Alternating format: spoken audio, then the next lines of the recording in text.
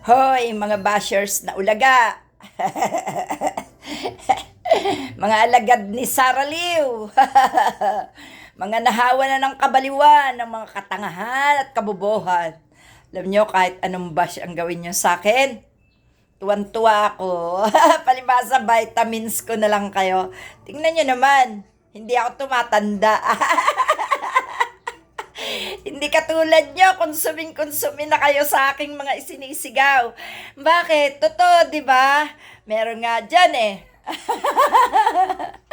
Meron nga dyan sa inyo eh. Halos hindi na magkaunda-ugaga kung paano magkokomento. Kakaawa naman kayo, no? Kayo ba'y nag-almusal na? Gusto nyo ba ng pang-almusal? Nakakatuwa kayo, no? Ha? Kesyo mga hindi naaabuti ng 2028, mga ulul. Kayo ang hindi naaabuti ng 2028 dahil 2026 pa lang, lagas na ang mga Duterte. Yung inyong nanay Sara, wala na yan. Magbilang kayo, ha? Ilang araw lang pagpasok ng 2026, lagas na ang mga Duterte. Si Pulong Duterte, iwawarrant of arrest na. Si Sara Duterte, impeach na. Kayo mga mga lagas na. Wala na. Sino kaya mga adik, di ba? Di ba kayo lang yun? Takot na takot kayo mawala ng supply. Supply na kayo ng shabu, supply na kayo ng iba't ibang droga, supply pa kayo ng pang-almusal pantanghalian kasi mga tamad kayo, mga bobo kasi kayo, hindi kayo makapasok ng trabaho. Mga tanga, tatanungin lang, hindi alam ang sagot, baka pati pangalan nyo, hindi nyo alam, nakalimutan nyo na kasi yung mga utak nyo, tuyot na sa kadudroga, ha? Dapat sa inyo, hindi lang tukhang. Dapat sa inyo, ipasok sa rehab at wag palamunin ng buong taon. Sarili nyo na lang yung papatay sa inyo. Kaya nga, kawawa naman kayo. Talagang galit na galit kayo kay Aling Marie, no? Kasi si Aling Marie sumisigaw ng katotohanan. Katotohanan na talagang kayo ay nilukuban na ng mga sungayan. Ayun. Kawawa naman, pinipilit nyo talagang lusubin si Aling Marie, no? Aba, ay lusob! Aba, ay welcome naman kayo at kayo na may napapakinabangan ko. Sino kaya ang tanga sa atin, no? Sino kaya ang hindi naaabuti ng 2028? Ay nako, sa kadadasal nyong yan, lalong dinudugtungan ng Diyos ang buhay ko para durugin kayo. Kasi kayo yung mga karapat dapat na durugin. Kasi para kayong mga batong patay.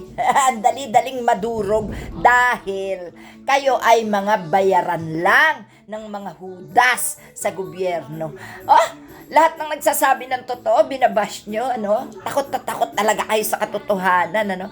Kahit kayo mga trolls, kayo ay mga, talagang ang mga trolls kasi, aminin nyo na talagang walang utak yan. Tinuturuan lang yan, no? Tinuturuan lang. Ano ba nagpapatakbo sa inyong utak? Drugs! Magmula kay Sara Duterte, kay Pulong Duterte, at kay Rodrigo Duterte. Wala na yung hari ng droga nyo. Mabubulok na doon sa kulungan ng ICC. Kuwawa naman. Kahit si Kaufman, aminado, na wala ng pag-asa ang amo nyo. Pinarahan lang ang tatay nyo. Sayang, may kaagaw kayo sa pera ng mga Duterte, no? Si Kaufman. Wala na. Matulog na lang kayo. Itulog nyo na lang yan. Dahil yung inyong mga sinasabi, bangungot yan. O ano? Ha? Palag-palag? Mga DDS na tanga? Ha? Oh, kawawa naman. May mga isinilang pa si Satanas. Nakagaya nyo, marami pa kayong mga tanga at bobo. Hanggat hindi kayo nagbabago, mananatili ang bobo at tanga sa mundo. Kayo yun. Kawawa naman yung mga ipapanganak pa ng mga kagaya nyo, no? mahahawan nyo. Diyos ko, kawawa naman talaga. Ano. Magsimba kayo mamaya, ha? Simbang gabi na. Magsimba kayo para naman mabawas-bawasan yung kasalanan nyo. Kaya lang, hindi ko alam. Baka umusok kayo doon sa loob ng simbahan. Mabulabog ang mga nagsisimba. No? Baka magdala kayo doon ng marijuana at shabu. Kakahiya naman kayo. Mga Dutertards. Ay, mga Dutertards, mga Dutertards na walang magawa sa buhay, kundi galitin, lusubin ang mga nagsasabi ng katotohanan. Kakahabag talaga itong mga anak mo, Sara Duterte. Hoy, Sara Duterte, bago ka man lang ihawla ng mga nakatataas, bigyan mo muna ng leksyon tong mga alaga mo. Turuan mo ng kabutihan para naman pagdating mo sa impyerno, maganda-ganda naman ang pagtanggap sa'yo ng mga kasama mo doon, no? Ha? Turuan mo yung mga Dutertards mo. Ha? Kawawa naman yan. Nagkulang sa aral. Okay. Galitin niyo si Aling Marie para lalong gumanda. Oy. Tinatawag niyo akong lola. Mas lola kayo sa akin, mga tanga.